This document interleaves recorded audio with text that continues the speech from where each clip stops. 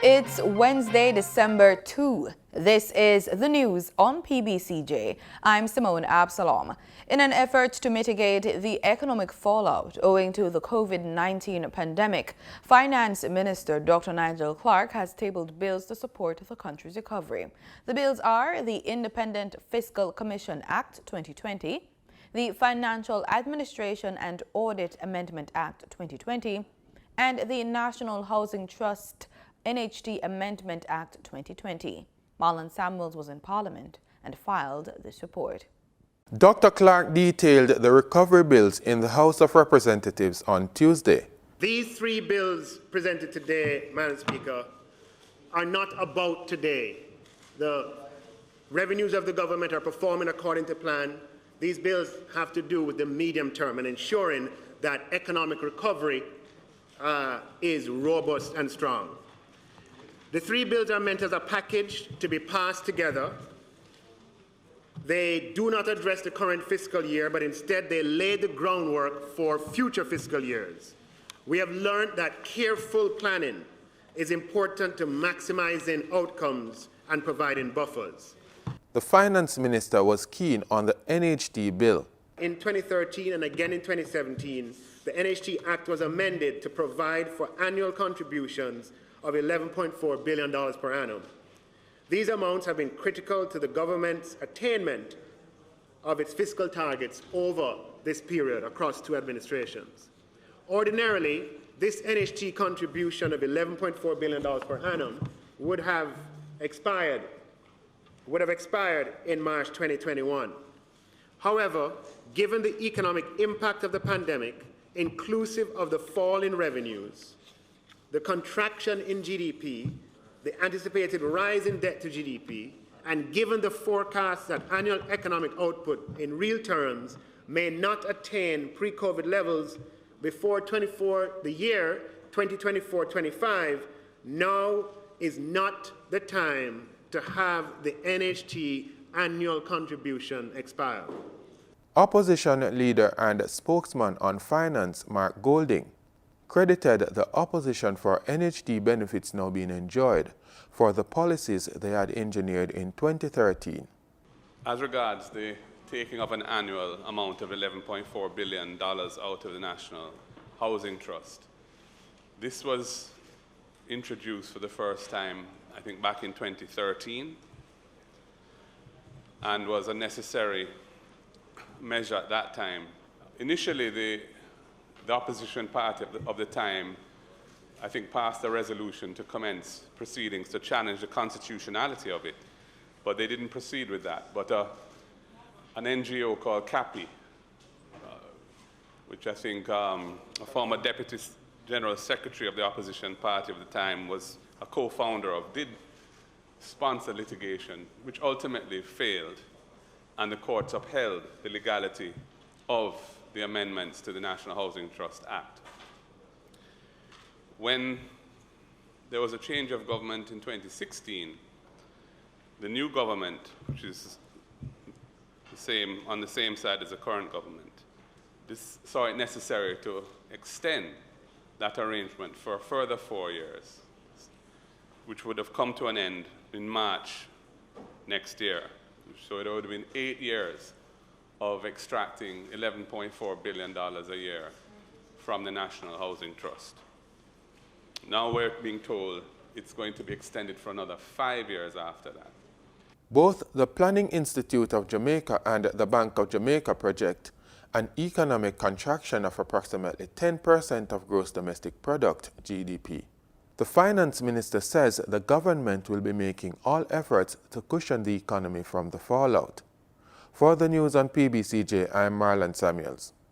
Mayor of Kingston, Delroy Williams, says his team is working towards marketing Kingston as a prime destination city in the Caribbean.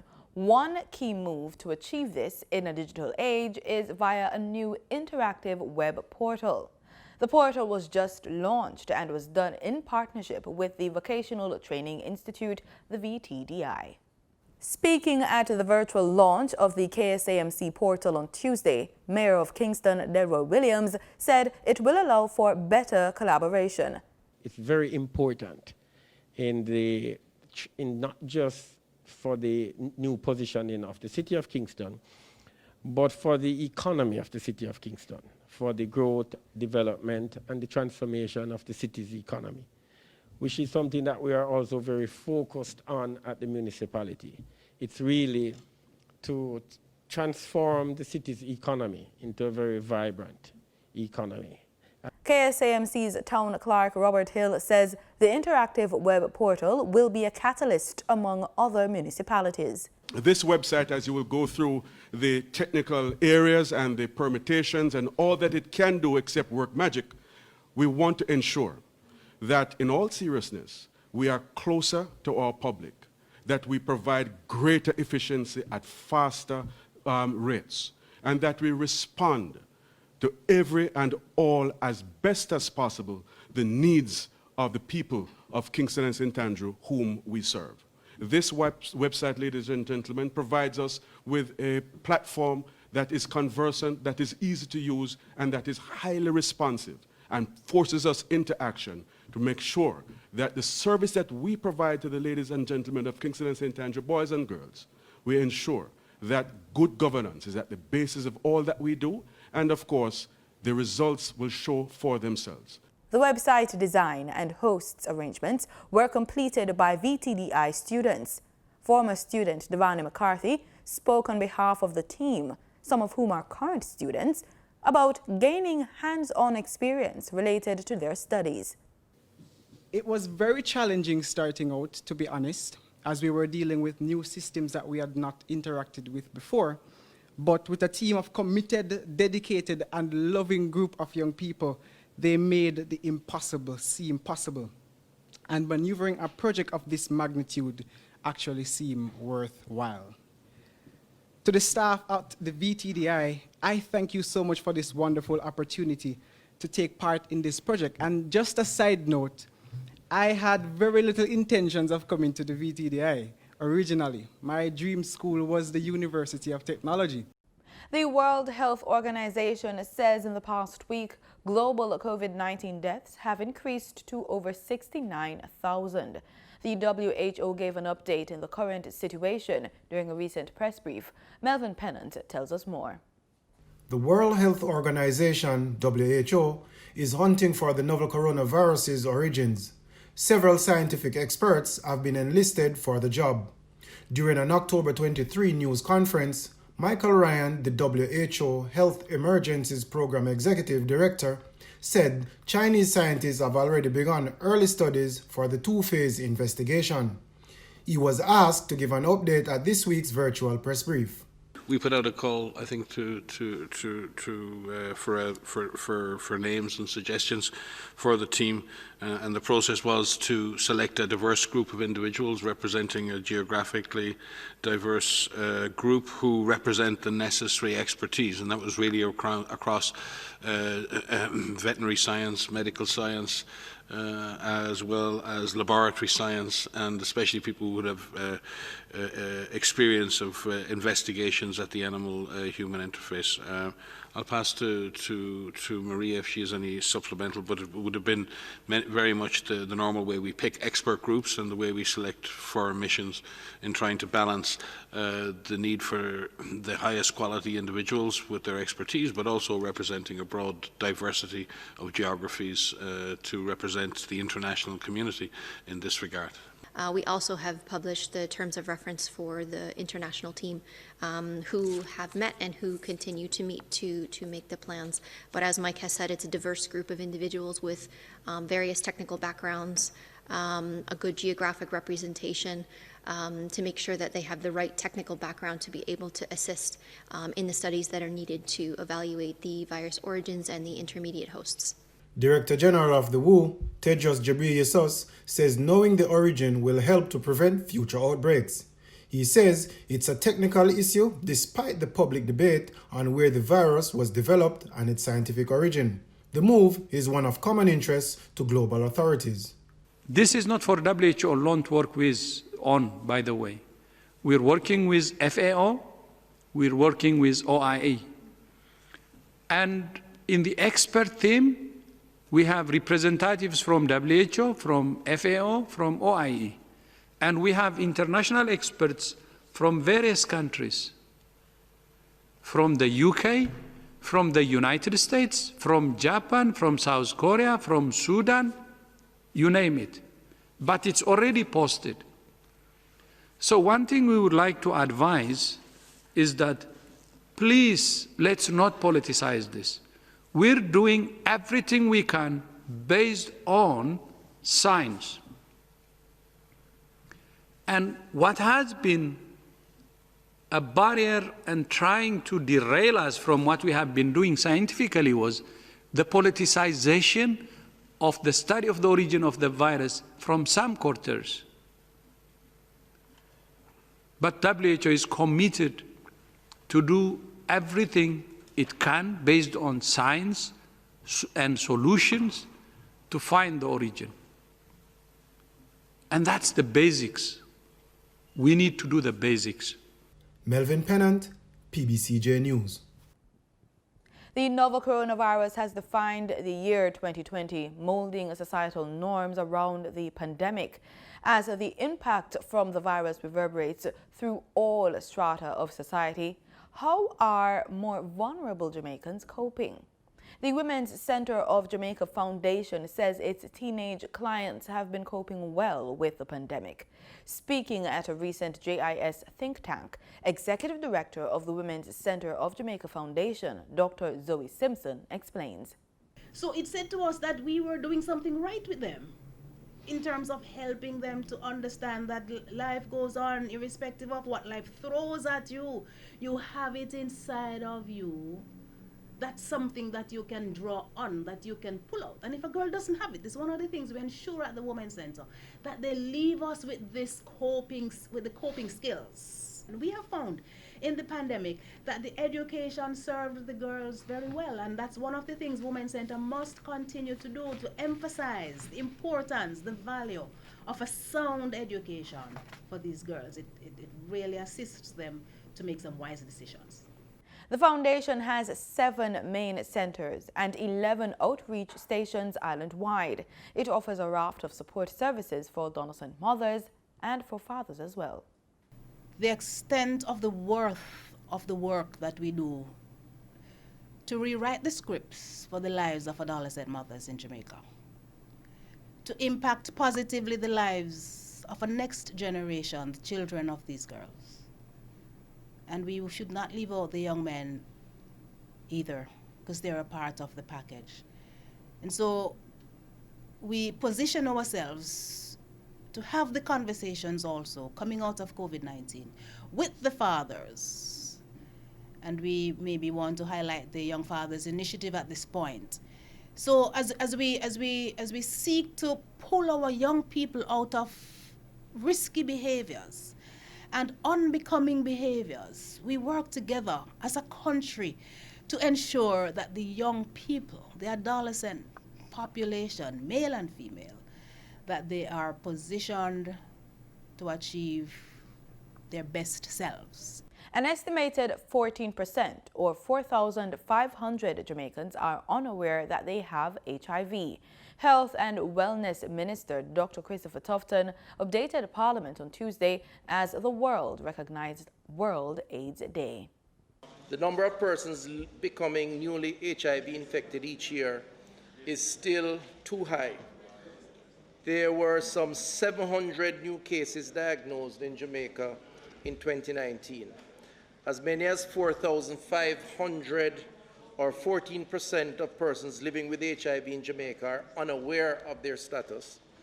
Madam Speaker, only 14,297 or 44% of those diagnosed are on antiretroviral treatment, and only 66% of those on treatment are virally suppressed. Dr. Thompson admitted that the COVID-19 pandemic has disrupted the supply chain of antiretroviral treatment. However, he says the government remains committed to supporting those living with the disease.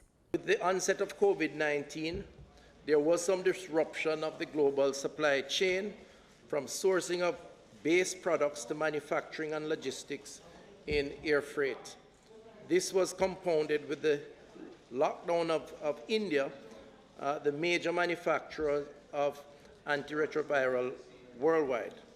Despite that threat, Madam Speaker, Jamaica, through monitoring and proactive intervention, has been able to maintain an uninterrupted supply of AVRs to persons living with HIV for the past 3 years.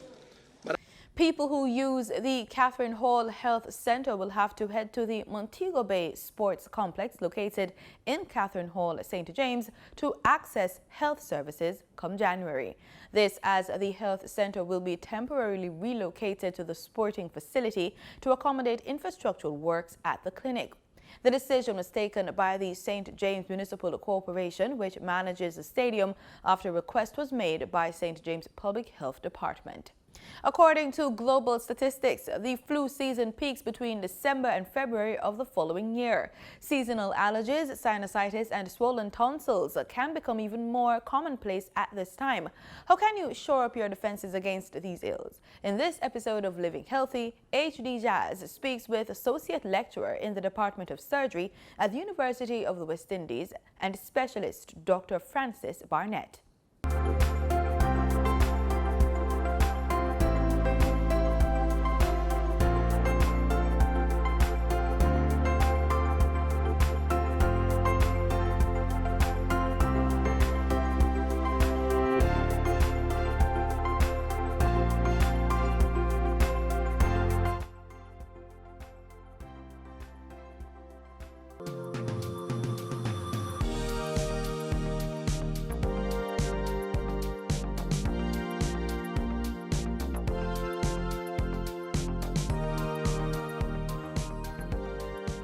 We're in the beautiful hills of St. Andrew. Can you see the fabulous view behind me?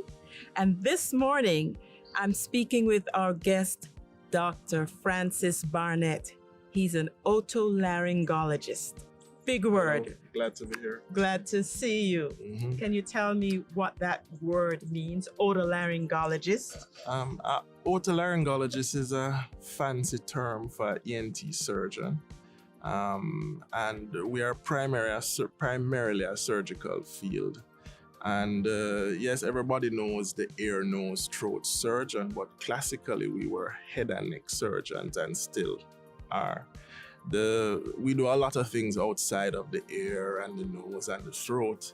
So we deal also with a lot of neck disease, so goiters, parathyroid disease, head and neck cancers, which is a big part of what we deal with. But otolaryngologist is just a fancy term, really, and it truly belittles everything that we do.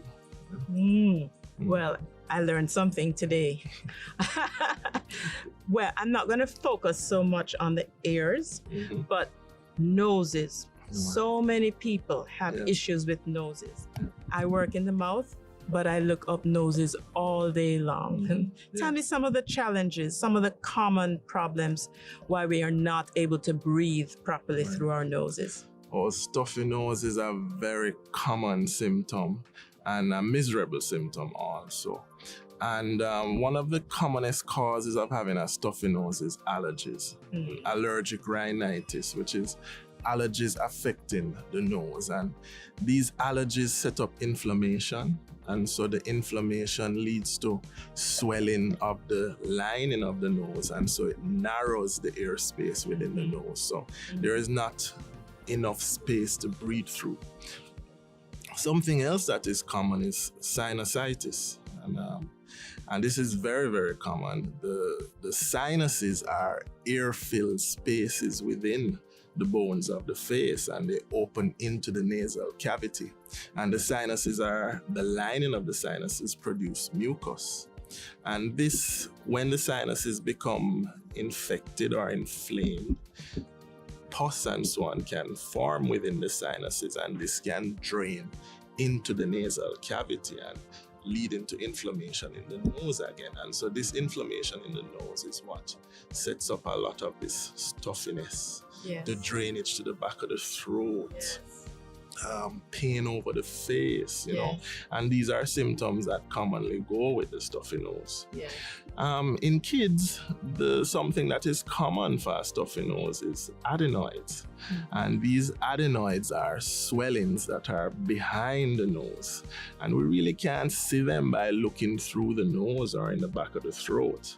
But sometimes these symptoms that I just mentioned, the stuffiness, the runny nose, etc., can, you know, imply that this is there. So these would be probably the three most common causes of stuffiness that we have, you know. Okay, what about the person who maybe was playing football at 11, got hit in the nose, it was swollen, seemed to have resolved itself, but possibly a fracture that wasn't healed? Would that be a challenge? Yes, that definitely is. The nose is separated by a septum, something that divides it into two halves, and sometimes this septum or column it fractured when you are playing sports, or it can even fracture while coming through the birth canal. And so it's pushed over to one side and so narrows the nasal cavity on one side. And so this can cause stuffiness, right? But it's not as common in our population. Black people have a bigger nose than the white person, and in Caucasians it tends to cause a bigger problem than it does in our population. Well, but it is possible. That is so good to know. So, you know, I always hear the word adenoids, but I link it to tonsils and adenoids. So it's possible that the adenoids are problematic, but not the tonsils. Interesting that you said that the tonsils and adenoids are the same type of tissue. They are lymphoid tissue, and so often we do expect that if one is big, the other is big, but it's not always the case. Listen, I'm out of here. Check us the next time. Facebook, YouTube, Instagram, and our LFD website.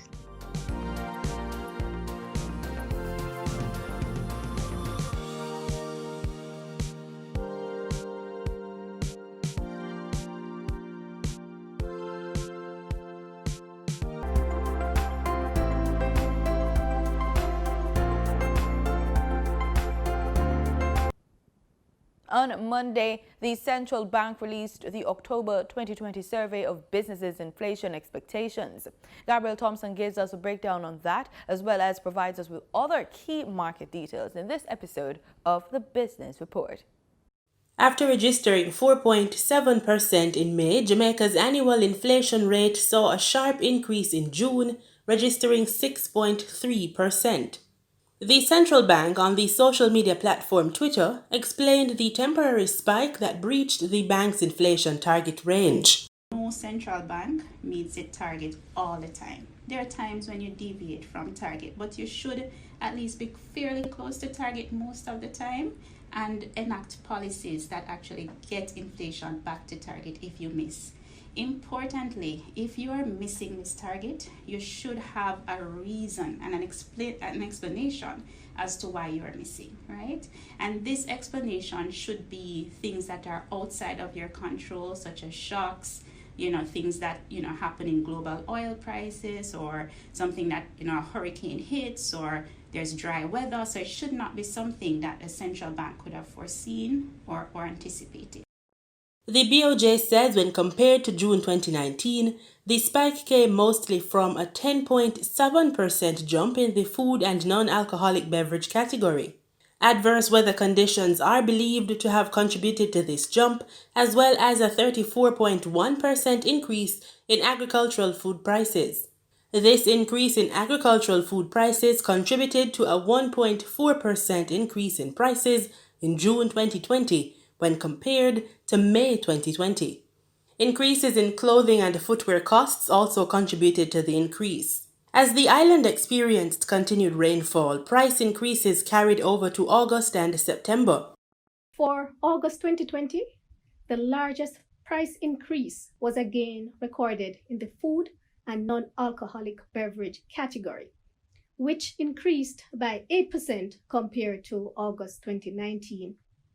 The majority of the increase in this category came from higher agricultural food prices, a trend that we have been observing over these past few months. Agricultural food prices, we see, increased by 20.4% over August 2019. In October, inflation settled in the center of the target range. At this time, Jamaicans once again experienced an increase in agricultural food products, namely tomatoes, sweet potatoes, and lettuce. The central bank credits technological advancements for making the local agricultural sector more resilient to drought conditions and indicated the need for resilience to prolonged rainfall. It says the importance of domestic agriculture and its potential to boost the island's economic progress cannot be understated. On Monday, the Bank of Jamaica released the October 2020 survey of businesses' inflation expectations. Most respondents continue to believe the central bank's policy rate will remain the same for the next 3 months. In Tuesday's trading session, the JSE combined index declined by 1,513 points to close at under 400,000 units. Overall market activity resulted from trading in 82 stocks, of which 35 advanced, 35 declined, and 12 traded firm. The junior market index declined by 5 points to close at over 2,500 units. Stocks advanced for 138 Student Living Jamaica, 1834 Investments Limited, and AMG Packaging and Paper Company. Stocks declined for Access Financial Services, CAC 2000 Limited, and Cargo Handlers Limited. Trading firm were Everything Fresh Limited, First Rock Capital Holdings Limited, and G West Corporation Limited ordinary shares.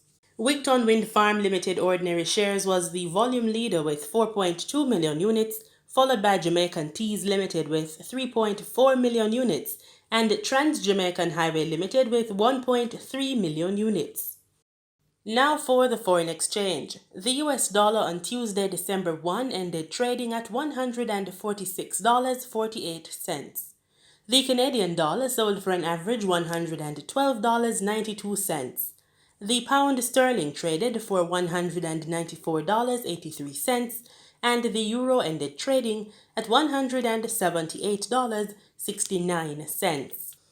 Oil prices were steady on Wednesday as the market awaits a pact from producers on output, and Britain became the first country to approve a COVID-19 vaccine for use, boosting hopes for future recovery in oil demand. Brent crude futures fell 9 cents to $47.33 a barrel. West Texas Intermediate crude futures slipped 11 cents to $44.44 a barrel.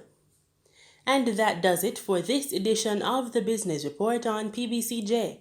I'm Gabrielle Thompson. In news from the region, a Venezuelan child who entered Trinidad and Tobago illegally is to stay in quarantine at the heliport in Chaguanas and could face deportation. This is a ruling handed by a High Court judge in Port of Spain on Tuesday. Attorneys representing the 11-year-old girl brought a constitutional motion against the Attorney General, hoping to stave off deportation of the minor. The child's mother lives in Trinidad and has asylum seeker status, but does not have a government registration card. The child is among 16 minors and 10 adults who returned to Trinidad and Tobago after being repatriated 2 Sundays ago. Justice Frank Sipasan has instructed that the claimant's mother should be allowed to supply the minor with a cell phone, clothing, food, and snacks, and she should also be allowed to go into quarantine if she chooses, as requests for daily visits pose economic and health challenges. The state also has to ensure that the minor is housed in suitable facilities, such as community residences, as outlined in the Children's Act. Justice Sipasad said where deportation or repatriation exercises are undertaken, the same must also be done in a safe, dignified, and humane manner. He said while the court values the concept of family life and appreciates the human yearning to be reunited with one's offspring, conscious decisions were taken to come illegally into this jurisdiction. Justice Sipasad said as a small island state, our limited and strained resources must be utilized in a proportionate, measured, and humane manner, but the law has to remain relevant and relatable. He said illegal entry, especially in this pandemic, can expose the citizens of this republic to real medical and societal risks and can also catalyze human trafficking and egregious human rights violations. Justice Sipasad ruled as well that decisive leadership is required, as comprehensive migrant laws should be considered and Immigration Act amendments should be prioritized. He said in equal measure, a Herculean and coordinated effort to protect the border must be engaged. Justice Sipasad said the provisions of the Immigration Act, though in need of drastic reform, are not ambiguous, and as a dualist state, the failure to incorporate the UNHCR 1951 Refugee Convention obligations into our domestic law cannot be ignored. Justice Sipasad said the court has to ensure that it does not overstep the separation of powers principle and impose its own view as to proper policy, and therefore holds the view that it would not be just or convenient to grant the injunctive relief sought so as to restrain the state from enforcing what on the face of it appears to be the existing domestic law. Karen Kozier-Phillip, TTT News. In sports, the International Olympic Committee IOC President Thomas Bach is on track to retain his post. He has no opponents as he runs to retain his position for the next term. The election takes place in March 2021, and at this point his re-election is apparently nothing more than a formality. Apparently, over half of the 100 voting IOC members openly supported Bach's run. He may retain his position for 4 more years. The first term was 8 years when he was originally elected back in 2013. Bach's final term is slated to begin after the 2020 Tokyo Olympics close on August 8, 2021. And that's the news on PBCJ. I'm Simone Absalom. Thank you so much for watching.